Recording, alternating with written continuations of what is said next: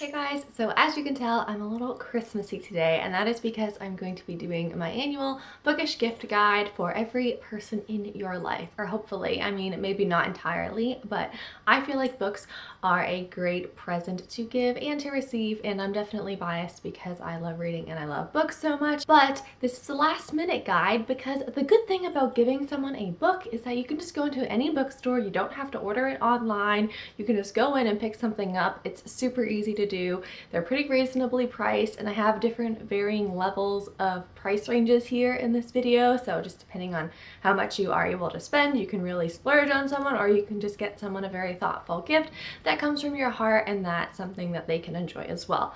So I will go over a couple general bookish gift ideas, but I also like to give specific books that I would recommend buying for someone, because sometimes it can be hard and you can second guess yourself, like, will they actually like this book? And these are all books I've read this year and that I've given a 4-star rating or higher. Let's get on with the general ideas first. I have a couple of ones different from what I came up with last year. Some are overlapping. And of course I want to mention again, Bookish subscription boxes are fantastic things to get for someone who is a book lover. There are honestly so many out there these days, although it's something that they won't necessarily be able to open on Christmas, but it's something that you can tell them that their gift will be arriving, and it's great because all of the gifts are already picked out for you in the box, so it does all the hard work for you and it's really fun to receive. So that, of course, I had to mention. Also, if they are an audiobook listener, you can give the gift of Audible, which I think is fantastic, especially for someone who doesn't necessarily maybe have the time to sit down and read a book but has a lot of commuting time or just time when they can have something to listen to. I think an Audible subscription would be fantastic, and you can kind of specify how long you wanted that subscription to go for. You could just do 1 month, you can do a couple months, the whole year. I mean, whatever your price range is, you could go for it. Also, if they are already a book lover, you can feel free to look for one of their favorite books in a special edition format, and that is if they are a book collector. There are so many special editions of books. I mean, Cassandra Clare has all of her Infernal Devices, I think City of Bones, and her newest Dark Artifices series in these beautiful special edition formats. Harry Potter is, of course, a standby, and there are so many fantastic things you can get when it comes to Harry Potter. I personally received the Gryffindor House edition for Philosopher's Stone for my birthday, which I love. It's beautiful, so you could just pick based on their house. There are the illustrated versions. There's different countries versions if they're into that. There's just so much you can do when it comes to Harry Potter, but also so many other special editions if they like classics. I've seen a couple box sets of Penguin Classic editions that look so beautiful. Also, I wanted to throw in here, this is obviously based on a price range too, how much you can spend, but getting a box set of said book series, if you know their genre that they love to read, you can just go for it and get them the whole box set edition of something. That would make a very special gift because it's something that they probably wouldn't be able to go out and purchase on their own, which would make it something nice for them to be gifted. That's enough for my general bookish suggestions. Let's get into some specifics. These are books I think would make great gifts, and I'll kind of run through what the books are about and why I think they would be good gifts for someone. So first, I want to recommend The Martian by Andy Weir. I read this book last January and I thought this was fantastic. It's a sci-fi story set in space. You have probably seen the movie. Maybe you know someone who has seen the movie and has loved the movie but has just never read the book. This would be perfect for them because the book is just as good as the movie. I really loved the movie because you got to see what was happening, but I loved the inner monologue going on in Mark's head throughout The Martian. It was just so fascinating to read because Mark Watney is an incredibly hilarious person. He has a fantastic personality, and he's really like the single character in this book. There are other characters in this book, but you are entertained the whole entire time. It's just very intense but amazing. I loved hearing his thought process. Very, very good. So I would definitely recommend The Martian to someone who enjoys space, science fiction, and who has maybe just seen the movie and liked it. Next, and this can be in the getting them a box set of this, I would definitely recommend The Raven Boys to a young adult fantasy lover. This isn't necessarily high fantasy. It's magical realism, I think is what it's described as, but it's just a fantastic series. I seriously couldn't stop reading them. I just had to binge read pretty much all of the books because I loved all of them so much. And all of the books are out in the series, which makes it a fantastic thing to gift someone. This follows a couple characters, the Raven Boys, who is this group of boys attending this prep school in town, and Leia's excited. And Blue, who's the daughter of a psychic family, but she is the only non-psychic, and they just have some adventures. They're looking for a dead Welsh king. They stumble across a lot of strange and magical things, and it is just very, very good. So if they like young adult, magical realism type of stories, this would be great for them. I'm gonna go for another young adult fantasy here, and that is The Cruel Prince by Holly Black. And also, if you want to be special, you can also pre-order the second book for them, The Wicked King, because that comes out in January, so you can get them the first book and also pre-order the second book if you'd like to, or if you know they already are obsessed with the first book, you could go ahead and pre-order the book coming out, I think just in a couple weeks now, for them. So The Cruel Prince is a story of a human living in a fairy world, and she gets trapped kind of in the political underminings of this whole system, and she's looked down upon because she's human, and she just gets thrown into some things that are very unexpected. Switching it up a bit, I'm gonna give you a historical fiction recommendation, one that I've already talked about, gushed about, have a full review about, and that's the Guernsey Literary and Potato Peel Pie Society, and this is by Mary Ann Shaffer. So this is a World War II historical fiction set on the island of Guernsey, which is really right outside of France, and it's about their occupation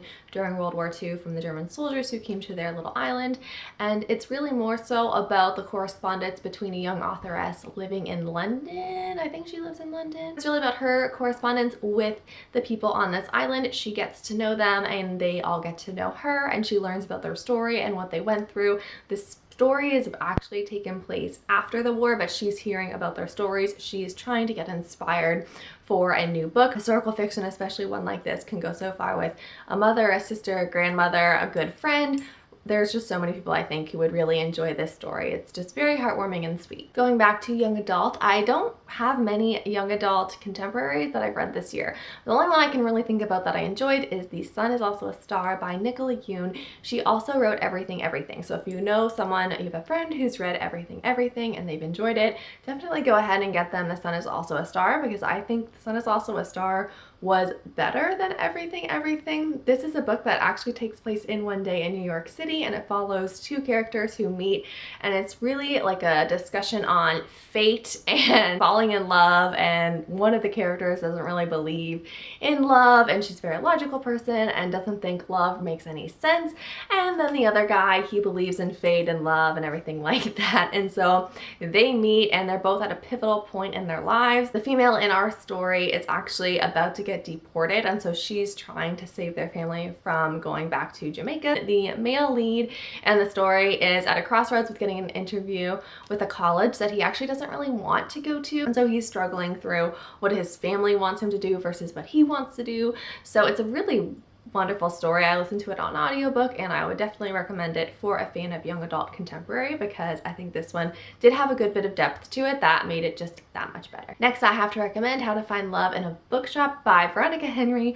I gushed about this a lot because I think this book is so sweet. So it's an adult fiction romance type of story. It takes place in a town in England, and it's about a daughter whose father has recently passed away, and so she's trying to manage his bookshop, but the bookshop is not doing so well financially, and she is at a crisis, and she's also grieving her father. That's kind of the backdrop for the story, but the story really is so much more. It's about all of the people who kind of come through the bookshop, and it's their lives, and they're all at different stages in life and stages in love, and you get to learn about all these little characters in the town. It's so sweet and heartwarming. I loved this book. I think it would be great just for anyone who enjoys something a little on the lighter side. It's not too heavy, but it's just a beautiful, fantastic story. I have just a couple more suggestions. I next wanted to recommend A Man Called Ova by Fredrik Backman. This is a book I promise you, I think you could give to anybody and they would enjoy it in some way. Like, I think this has a universal quality to the story that anyone could pick this up and enjoy some part of it. It's about this older man who has lost the love of his life, and he's really struggling through it. He's a very simplistic kind of man. He lived his life, he went to the same job ever since he was a younger boy, and he did that job his whole life.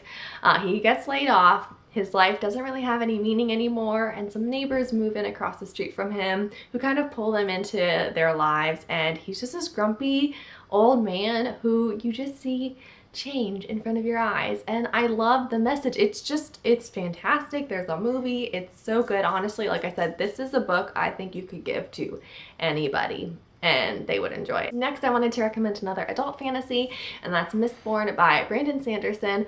So Nathan and I and Nathan's cousin Brad, we all read Mistborn this year and all loved it. It's the first book in one of his fantasy series, and it has a fantastic magical system where it almost combines physics elements to it. It's not like in Harry Potter where they just wave a wand and magic happens. Like, there's actually a solid structure to the magic system where it kind of makes sense and you can kind of visualize it in your head, which I really appreciated it. It's also a very political story about this world where there's a certain group of people who are slaves, and we don't really know why exactly they became the slaves to the nobility in this world, but they're treated horribly, and it's kind of about an uprising of that group of people. Also in this world, there's the Lord Ruler, who has just been ruling the world for 1,000 years or something like that. He's just all powerful. He is God. They follow him even though he is evil. This whole structure of this world that these people live in and how they're trying to rise above it and the magic that's involved. It's very good. There's a lot going on and I'm very excited to keep reading this series. And the final book I had to recommend here is, I just think you should give someone all of the Cormoran Strike series because they are all so good. If they have read the Cormoran Strike series by Robert Galbraith / J.K. Rowling, you can go ahead and get them Lethal White if they haven't read that yet. These are mystery books that take place in London, England, following our main detective of Cormoran Strike and his sidekick, Robin. It is so good. The characters are what make this mystery series that intriguing and that fantastic and keep you wanting to read the books. But the mysteries themselves in each novel are very well done.